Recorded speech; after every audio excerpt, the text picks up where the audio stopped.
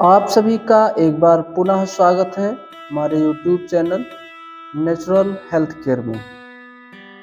रोज की तरह हम सुबह के समय योगा सत्र में कुछ ना कुछ जानकारियाँ शेयर करते रहते हैं। इसी के कड़ी में आज हम बात करने वाले हैं कब्ज के बारे में।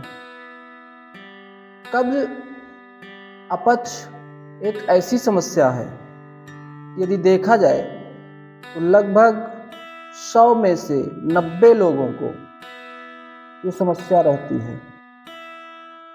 और कब्ज जो होने का जो कारण है बहुत ज़्यादा कठिन नहीं है। इसको अगर केवल प्रयास किया जाए तो इसको ठीक किया जा सकता है, लेकिन फिर भी 90% लोगों को कब्ज की समस्या रहती है।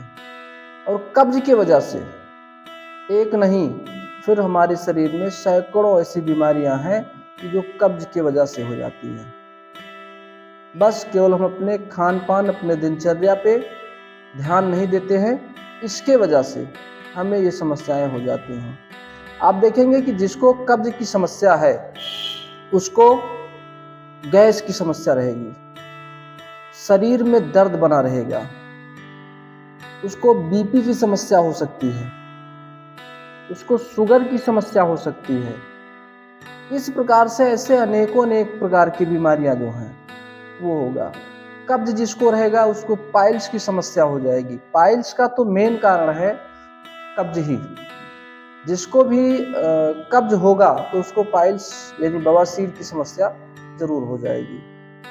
तो ये सब जो बीमारियां हैं, अब अगर इन सभी बीमारियों को अगर ठीक करना है, जैसे बहुत से लोग हैं जो कहते हैं कि हमको गैस की समस्या है, हमेशा गैस बनी रहती है।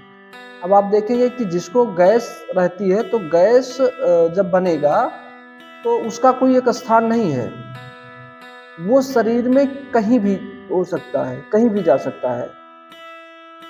अब गैस की समस्या है, पता लगा गैस ऊपर की तरफ बढ़ गया, सीने में दर्द, सीने में जलन, गले में जलन, और ऊपर बढ़ गया सिर में दर्द। अब समस्या तो कब्ज की है, लेकिन दिख कहाँ रहा है? सर में दिख रहा है। अब लोग ये कहेंगे कि सर में दर्द हो रहा है, हमेशा दर्द बना रहता है, या कभी कभी दर्द अचानक होने लगता है। तो अगर उसका इलाज भी करेंगे तो सिर दर्द का इलाज करेंगे, ना कि जिस कारण से हुआ है वो उस कारण पर देखेंगे। गैस नीचे चला गया तो फिर पैर पे आ गया, पैर पे भी हो सकता है, पीठों में दर्द होने लगता है। तो ये जो कब्ज है, अगर इन सभी समस्याओं का अगर हल निकालना है तो फिर क्या करना है कि हमको कब्ज को ही दूर करना है। और जब हम कब्ज को दूर कर देंगे तो ये बहुत सारी ऐसी बीमारियां जो हैं वो ऑटोमेटिक खत्म हो जाएंगी। अब कब्ज होता क्यों है? सबसे पहला तो हमारे शरीर के लिए नुकसान करता है जो बाहर के चीज खाते हैं, होटल के चीज जो खाते हैं, जो साफ सुथरा चीज नहीं रहता है, इससे होता है। बंद पैकेट जो होते हैं, बंद पैकेट के जो होते हैं उसको खाने से, उससे कब्ज होता है।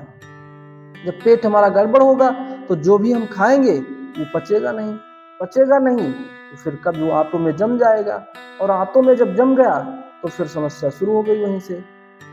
चौथा भक्ति योग, ये है। इसलिए योग सबसे पहला श्रद्धा जो उपचार है वो तो ये है माध्यम से प्रयास ये किया जाए की जो विधि है, बाहर के चीजें न खाया जाए। योग में बताया गया है, कहीं अगर इसमें भजन नहीं चलता है, पूजा, तो भी सोच समझ के खाएं कि क्या खाएं जिसके लिए हमें हमारे शरीर के लिए ईश्वर का दर्शन ना हो। ऐसे विषय। दूसरा भक्ति योग के बहुत जैसे मैदा है, मैदा हमारे पेट के बहुत ही नुकसान करता है। प्रयास ये किया जाए कम से कम प्रयोग किया जाए, कर्म के माध्यम से अगर मैदे का प्रयोग कम करते हैं, इसके लिए कब्ज को रोकने में जैसे बहुत ही बिना सहायता मिलेगी, फल की अपेक्षा की। ये मैदा बहुत नुकसान करता है, कार्य करते रहना।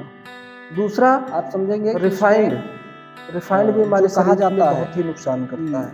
कर्म करिए और फल की इच्छा मत करिए। प्रयोग करना है, कर्म योग हम शुद्ध सरसों का तेल प्रयोग कर सकते हैं, सेवा घी है, प्रयोग कर सकते हैं, परोपकार है, रिफाइंड दया है, जहाँ तक प्रयास ये आप करें इसके माध्यम से अगर आप करते हैं, आप सेवा करते तीसरा, हैं, आप चीनी, परोपकार करते हैं, आप किसी पर दया करते हैं, अगर हमको मीठा ये खाना है कर्म योग में गुड़ का आता है। प्रयोग करें, मन की शुद्धि के लिए शहद का प्रयोग करें, करना आवश्यक है। लेकिन चीनी को प्रयास करें कि कम से कम प्रयोग करने के लिए प्रयोग करें। इसमें मंत्रों के इसलिए ये जो 2-3 चीजें जप हैं, से 4 चीजें साधना हैं। की जाती है। दूसरा क्योंकि जो सबसे बड़ा कारण है क्या है कि भोजन करते समय इसके सबके नाम से ही स्पष्ट हो जाता है कि इसकी क्रियाएं क्या हैं। पानी जो पीते हैं मंत्र योग में भोजन करने से मंत्रों के उच्चारण और कम से कम 30 से 45 मिनट पहले वो मंत्र या फिर भोजन के इसकी जो 30 से 45 मिनट बाद पानी का प्रयोग करें। इसका जो मेन कारण यही है, जैसे हम भोजन किए विशेष बीज मंत्र, भोजन के साथ साथ में जब हम पानी को लेते हैं, पानी पीते हैं, मंत्र हैं, तो जो हमारा जो पाचन तंत्र है जब करके वो सही से काम नहीं कर पाता किया जाता है। और फिर क्या होता है कि जो भोजन किए हैं बहुत ही वो सही समय पे जब पचता नहीं है जो मंत्र फिर वो जा करके और करने लगता है, देखा जाए में जा करके लय होता है। इसमें मन और भावनाओं तो हम पानी को भोजन के साथ में विलीन करने का प्रयास करें।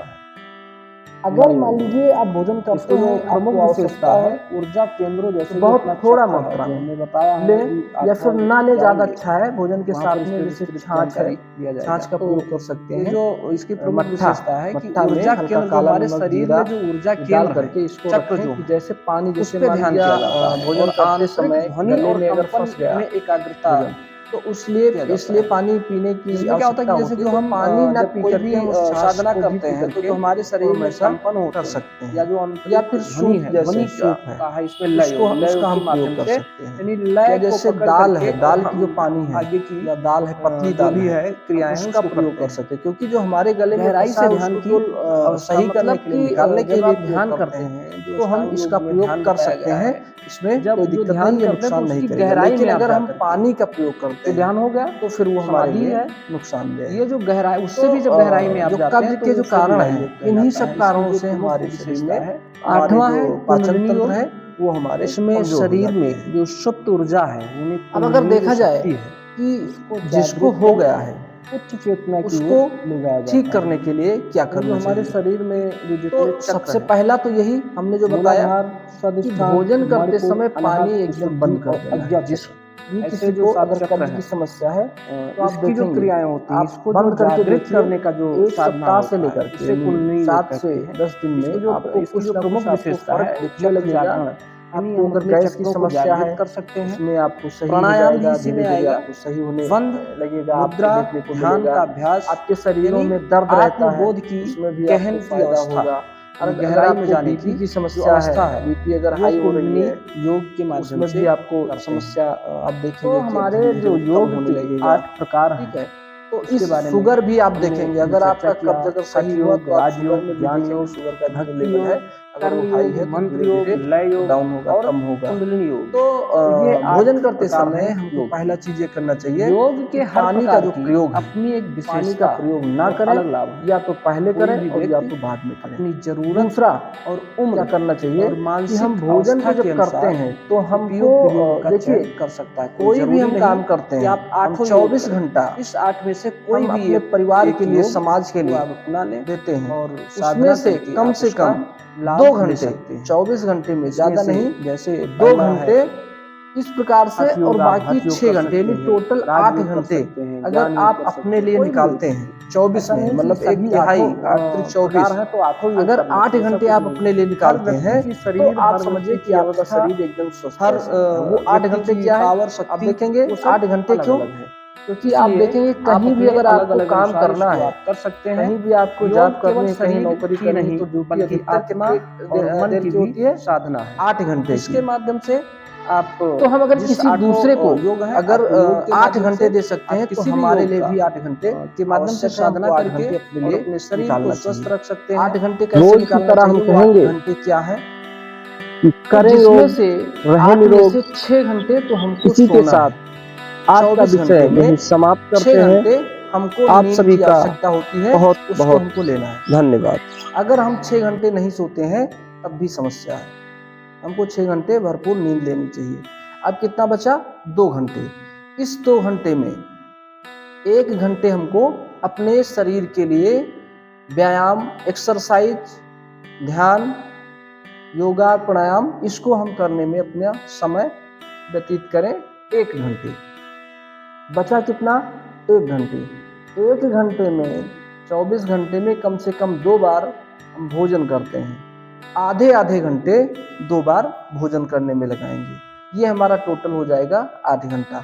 अब जो आधे घंटे बता रहे हैं, जैसे बहुत से लोग हैं बहुत जल्दी में रहते हैं, भाई हमको तो काम ही करना है, हम काम कर रहे हैं इसीलिए खाने के लिए, लेकिन जब खाने की बात आती है तो फिर हमको समय नहीं रहता, जल्दी जल्दी खाते हैं और खा करके उसको काम खत्म करते हैं। तो इसलिए जब हम भोजन करें तो हम कम से कम आधा घंटे का समय दे भोजन करते समय। जो भी हम खाते हैं उसको बढ़िया से चबा चबा करके, पूंछ करके, मतलब उसको इस प्रकार से करें कि जैसे जो हमारे पेट में जाता है, जो पाचन तंत्र हमारा इसीलिए मजबूत होता है कि जैसा भी होता है वैसा भी केवल अंदर कर लेते हैं। मुंह में डाले, स्वाद उसका लिए, हमको स्वाद एहसास हुआ और फिर सीधा अंदर गया।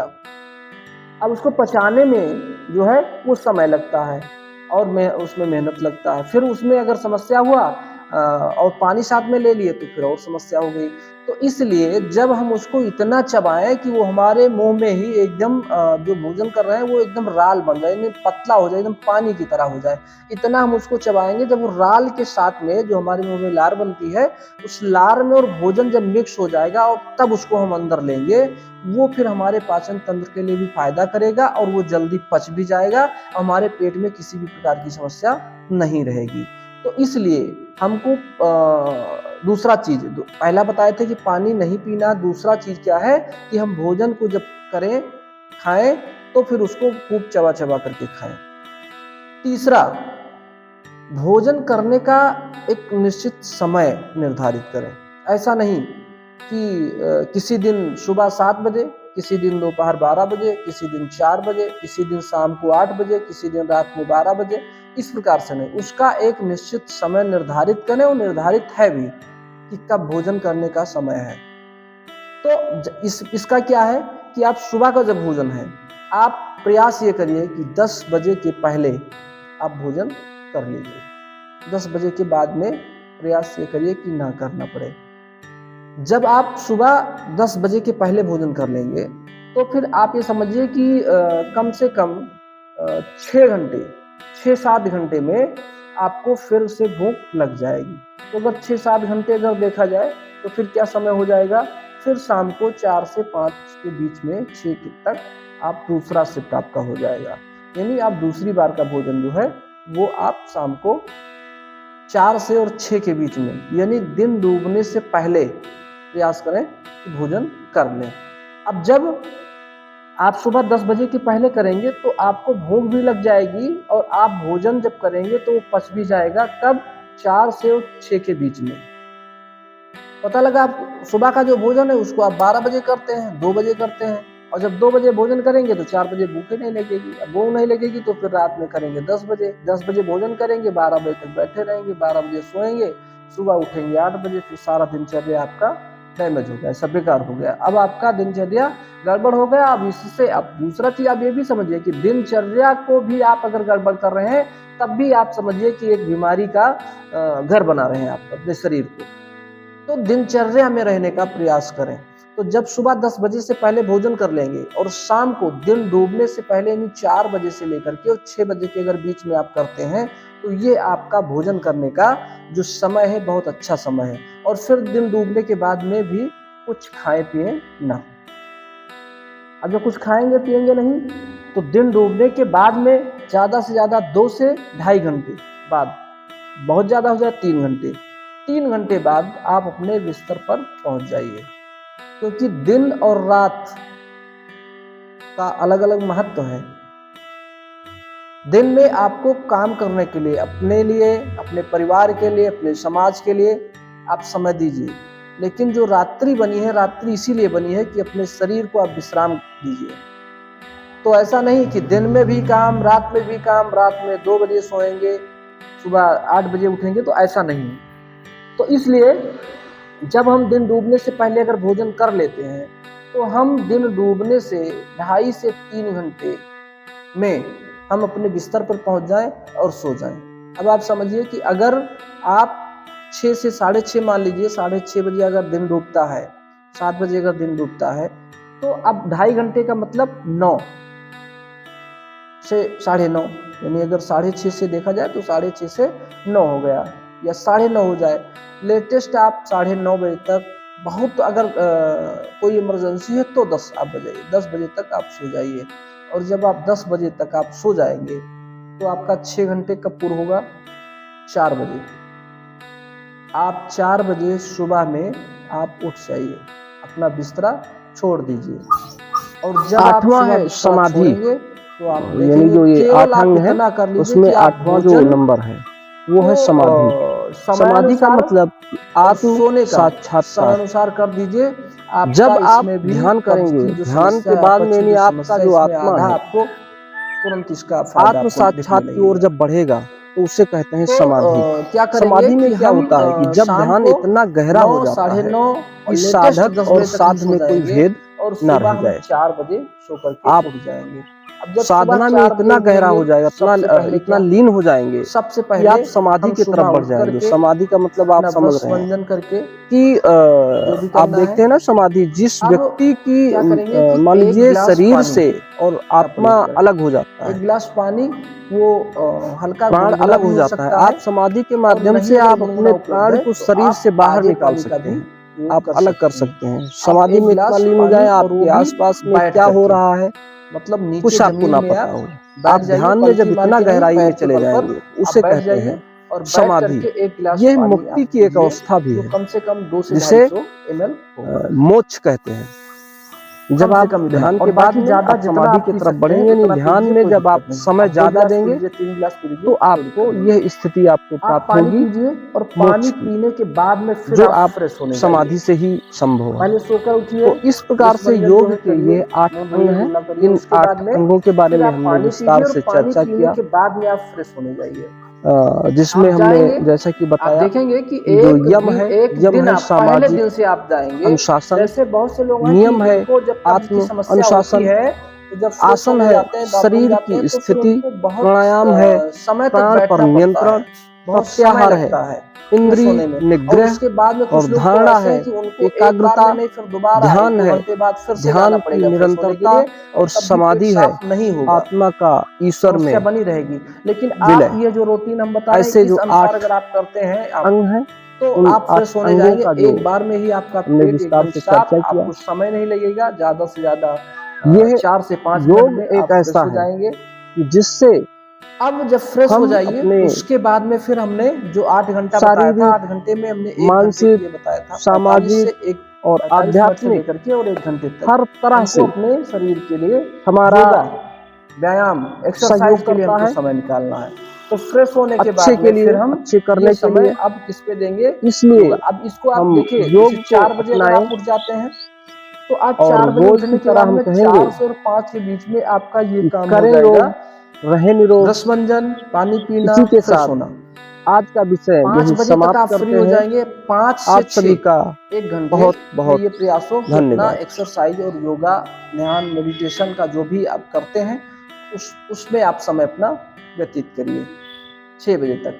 अब सुबह 6 बजा की सुबह हो गई, सुबह आप समझिए सूरज निकलने लगा या सूरज निकलने की स्थिति में है, तब तक आपका इधर सारा चीज। अब आप अपने दिनचर्या को जो भी आपको करना है, ऑफिस, दुकान, दफ्तर, अपना पर्सनल निजी जो भी काम करना है, आप इसके बाद में अपनी रूटीन में फिर आ जाइए और आप काम करिए। और देखेंगे ही आपको पहले दिन से आप इस प्रकार से आप रूटीन बनाइए। आप रात्रि का जो हमने बताया इस हिसाब से करिए। आप पहले दिन से आप पूरे शरीर में पूरा दिन आपको एनर्जी से एकदम भरा रहेगा। आपको कोई भी काम करने में कोई थकावट नहीं, कोई मायूसी नहीं, कोई समस्या नहीं। आप देखेंगे कब्ज भी धीरे धीरे दूर होगा, गैस की समस्या दूर होगी, बीपी भी सही हो जाएगी, शुगर भी है उसका भी धीरे धीरे कम होना शुरू हो जाएगा। तो इस प्रकार से हम इसको अपने रूटीन में ला करके और इसको कर सकते हैं। अब हम इसके बाद में भी कहते हैं कि अगर देखिए जैसी कहते हैं ना कि जितने लंबी बीमारी उतने समय लगता है सही होने में। बहुत ज्यादा दिन से अगर है तो तुरंत आप देखेंगे कि तुरंत आपको ठीक नहीं होगा। फायदा दिखना तो शुरू हो जाएगा लेकिन तुरंत ठीक नहीं होगा। इसमें और भी कुछ आप प्रयोग कर सकते हैं, कुछ औषधियों का भी प्रयोग कर सकते हैं। औषधि में अगर देखा जाए तो क्या बहुत ज़्यादा औषधि लेने की आवश्यकता नहीं है, आप एक औषधि केवल ले लेंगे, उसी में आपका सही हो जाएगा। जैसे अगर कब्ज है, कब्ज की समस्या है, अपच की समस्या है, तो जब हमने दिन डूबने से पहले जब भोजन कर लिया है और जब हमको सोना है, मान कर चलिए 9 बजे, उस समय सोने से 10 मिनट के पहले क्या करेंगे कि 10 मिनट के पहले हमको त्रिफला चूर्ण आता है, जिसमें त्रिफला का मतलब 3 फल होते हैं उसमें, इसमें आंवला, हरड़ और बहेड़, ऐसे 3 औषधियाँ होती हैं। इन 3 औषधियों का प्रयोग करना, तो मिश्रण होता है वो हो जाता है त्रिफला। त्रिफला चूर्ण को आप ले करके 1 चम्मच पाउडर को हल्के गुनगुने पानी से खा करके और पी लेना है पानी। ये कितने देर पहले? सोने से 10 से 15 मिनट पहले। और इसको खाने के बाद में फिर कुछ खाना नहीं है, आप 10 से 15 मिनट के बाद में आप लेट जाइए और सो जाइए। आप देखेंगे इसके अलावा फिर और कुछ करने की आवश्यकता नहीं है, आपका कब्ज ठीक ही हो जाएगा, आपकी अपच दूर हो जाएगी, आपके गले में खट्टे डकार, उल्टी आना, सीने में जलन, गले में जलन, पेट में जलन, शरीर में दर्द, गैस की समस्या, ये आप देखेंगे। आप इसको 1 सप्ताह केवल आप नोट करके 1 सप्ताह आप कर लीजिए और उसमें आपको फायदा दिखना शुरू हो जाएगा। अब ये तो आपको औषधि हो गया, इधर आप अपने दिनचर्या में आपने परिवर्तन कर लिया। तीसरा एक और उपाय आप कर सकते हैं। तीसरा उपाय है कि आप जब हम 1 घंटे का जो एक्सरसाइज का जो समय निकालते हैं, उसमें हम कुछ योगा, प्राणायाम, एक्सरसाइज करके भी हम ठीक कर सकते हैं। तो कब्ज के लिए हम आपको सबसे पहला जो बताएंगे वो है कपालभाति प्राणायाम। आप कपालभाति प्राणायाम अगर आप करते हैं तो उसमें आप देखेंगे कि आपको कब्ज की जो समस्या है वो धीरे धीरे आपको तुरंत 2 से 3 दिन में आपको फायदा दिखना शुरू हो जाएगा।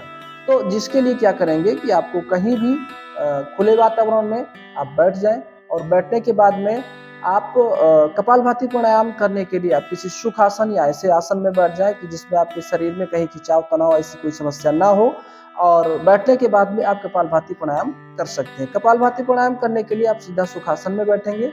उसके बाद में क्या करना है, कपाल का मतलब होता है, आप देखेंगे कि जैसे लोहार होते हैं, लोहार के पास में एक यंत्र होता है कि जो उनकी भट्टी होती है, भट्टी में हवा पास करने के लिए उसमें क्या होता है, इस प्रकार से होगा कि उसमें रस्सी लगी रहती है, जब उसको खींचते हैं तो वो ऐसे खुलेगा और बंद होगा, उससे क्या होगा कि हवा फेंकेगा, निकलेगा, भट्टी की तरफ निकलता है। तो कपालभाति में ठीक वही प्रक्रिया करना है कि जो हम प्राण वायु ले रहे हैं, जो हम सांस ले रहे हैं, उसको हमको झटके के साथ में बाहर निकालना रहता है। हम सांस कब ले रहे हैं ये एहसास ना हो, हम सांस को निकाल रहे हैं तो ये एहसास होना चाहिए।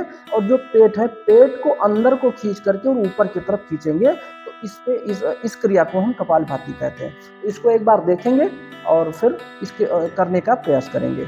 जैसे पहले लंबी गहरी 1-2 बार सांस लेंगे, उसके बाद में फिर स्टार्ट करेंगे।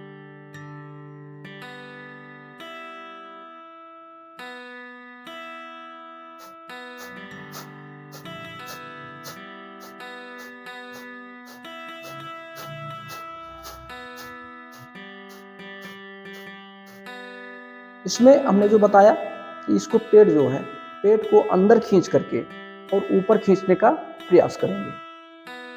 पहले अंदर खींचेंगे, फिर ऊपर को खींचें। जब हम सांस को छोड़ते हैं तो झटके के साथ में ऊपर को खींचना है।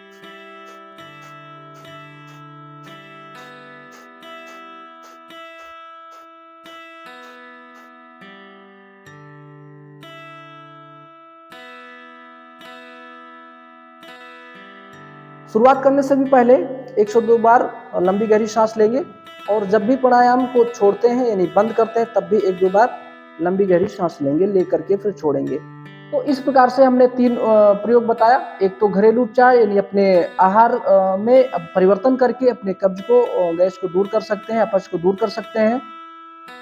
दूसरा आयुर्वेदिक औषधियाँ, जो त्रिफला चूर्ण के बारे में हमने बताया कि त्रिफला चूर्ण को प्रयोग करके और इसको ठीक कर सकते हैं। और तीसरा हमने प्राणायाम करके, और भी योगा आप एक्सरसाइज करते हैं तो जिसमें एक सूर्य नमस्कार ऐसा प्राणायाम आसन है कि जिसको करके इसमें 12 स्टेप होते हैं सूर्य नमस्कार में, आप उसको भी करके और कब्ज को दूर कर सकते हैं। हमने सूर्य नमस्कार के बारे में इससे पहले भी वीडियो बना चुका है, और उसमें सारी जानकारी हमने दी है कि किस प्रकार उसको करना है, उसके क्या स्टेप हैं, सारी चीज़ हमने बताया है। और आगे फिर दूसरी वीडियो में हम आपको इसके बारे में सूर्य नमस्कार के बारे में जानकारी देंगे। तो इस प्रकार से हम अपने दिनचर्या में इसको शामिल करके और हम अपनी इन समस्याओं को, ऐसी बहुत सारी समस्याओं को दूर कर सकते हैं जो हमारे समाज में लगभग 100 में से 90 से 95% लोगों को ये समस्या रहती है। ये जो हमने 5-6 समस्या बताई, इसमें कोई ना कोई समस्या हर किसी को रहेगा। अच्छा, कुछ लोगों को ऐसा है कि उनको कब्ज नहीं एहसास होगा, लेकिन उनको गैस की जो समस्या है, उनको वो कहेंगे कि हमको गैस है, लेकिन कब्ज नहीं है। किसी को है कि कहेंगे हमको बीपी की समस्या है, लेकिन अगर वो कब्ज और गैस पे ध्यान नहीं देते कि उनको कब्ज और गैस की भी समस्या है। तो इस प्रकार से इन सभी समस्याओं को दूर करने के लिए केवल हम अपने दिनचर्या में शामिल करें योग को, और अपने आहार में और अपने सोने की जो रूटीन हमने बताया, इस हिसाब से अगर करते हैं तो हमारी समस्या दूर होगी। तो हम रोज की तरह कहेंगे फिर कि लीजिए संकल्प, करें योग, रहें निरोग।